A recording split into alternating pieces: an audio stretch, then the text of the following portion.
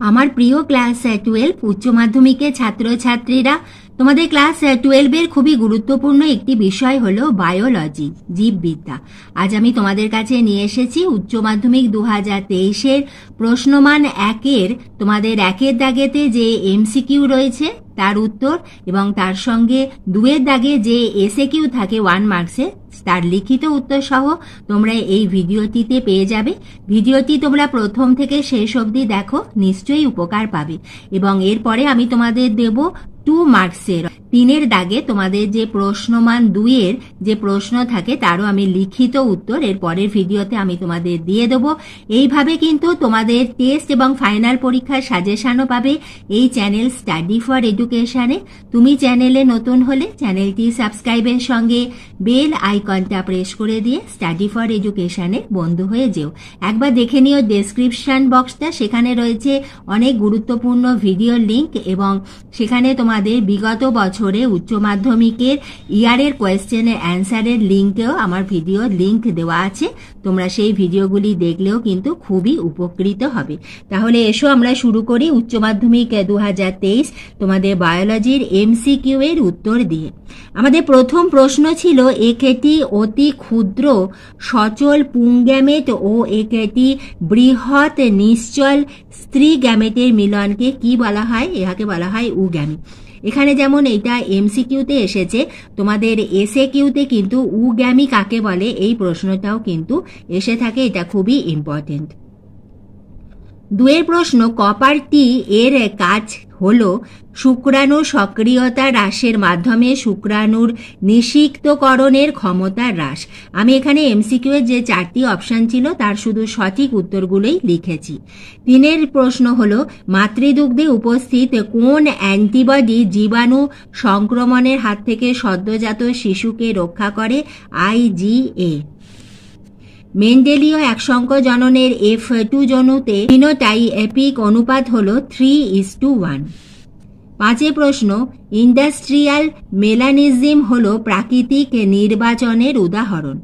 6 প্রশ্ন, নিম্নলিখিত কোনটি ক্রিস ক্রস উত্তরাধিকারের উদাহরণ?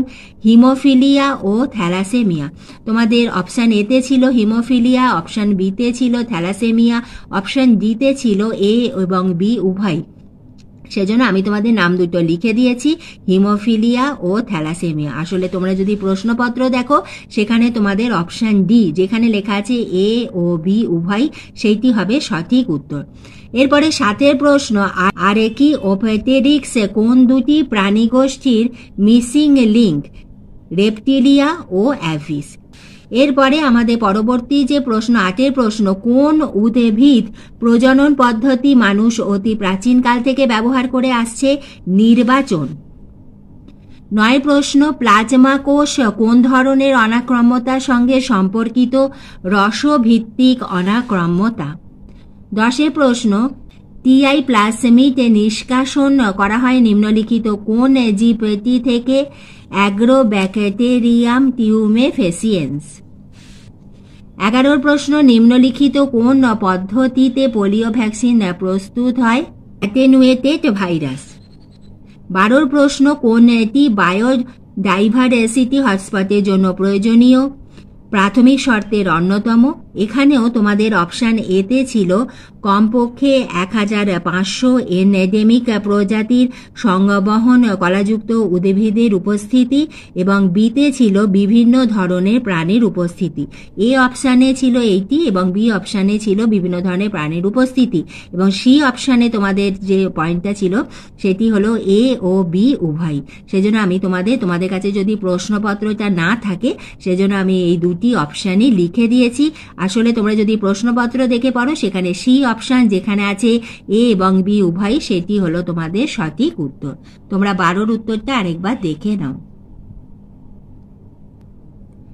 13 নম্বর প্রশ্ন, নিম্নলিখিত বনভূমির কোনটি উষ্ণ ও আর্দ্র বৈশিষ্ট্যযুক্ত ট্রপিক্যাল রেইন ফরেস্ট?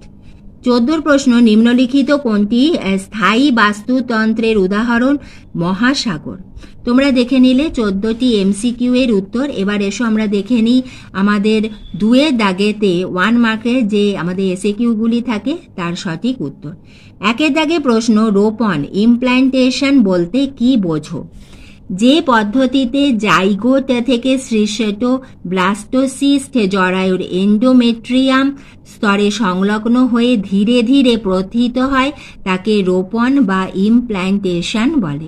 তোমরা যদি বোঝো তোমরা স্ক্রিনশটও তুলে নিতে পারো।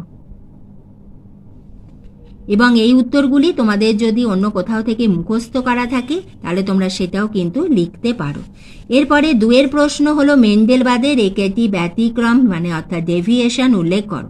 আমাদের বায়োলজিতে যে এসএকিউ এর প্রশ্ন থাকে সেখানে আমাদের 2টি প্রশ্ন কম্পালসারি থাকে এবং 2টির সঙ্গে আমাদের অথবা থাকে। সেজন্য তোমাদের যে প্রশ্নটা সোজা লাগবে তোমাদের অরের সময় সেটাই তোমরা লিখবে। 2 প্রশ্নের উত্তরটা দেখে নাও। সেটি হলো যে মেন্ডেলবাদের একটি ব্যতিক্রম হলো অসম্পূর্ণ প্রকটতা, যেখানে F2 জনুর ফিনোটাইপিক ও জিনোটাইপিক অনুপাত হয়ে থাকে 1:2:1। এবং এর সঙ্গে অথবার প্রশ্ন ছিল গ্রিপনোবক্সের নিউক্লিওটাইডের সজ্জাক্রম উল্লেখ করো। গ্রিপনোবক্সের নিউক্লিওটাইড সজ্জাক্রমটি হলো TATAAT। তোমরা যদি বোঝো স্ক্রিনশট তুলে নিতে পারো। 3 প্রশ্ন একটি মিথজীবী নাইট্রোজেন সংবন্ধনকারী সায়ানোব্যাকটেরিয়ার নাম লেখো। একটি মিথজীবী নাইট্রোজেন সংবন্ধনকারী সায়ানোব্যাকটেরিয়ার নাম হলো অ্যানাবিনা।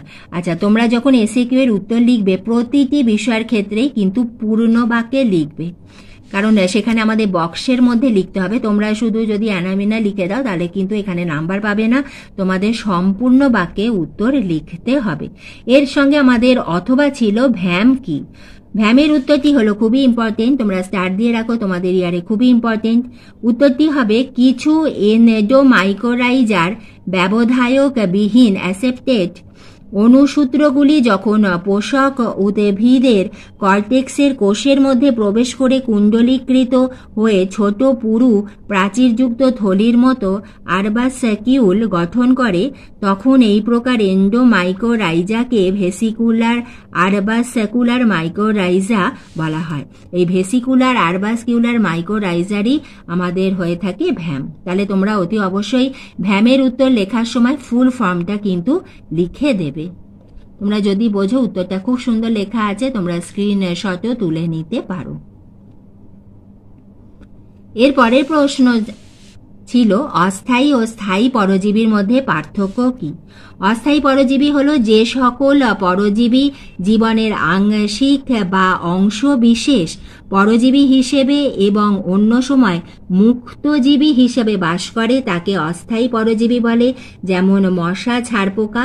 এবং স্থায়ী পরজীবী হলো যে পরজীবী সারা জীবন পোষক দেহে পরজীবী রূপে বাস করে তাকে স্থায়ী পরজীবী বলে, যেমন গোল্ড কৃমি।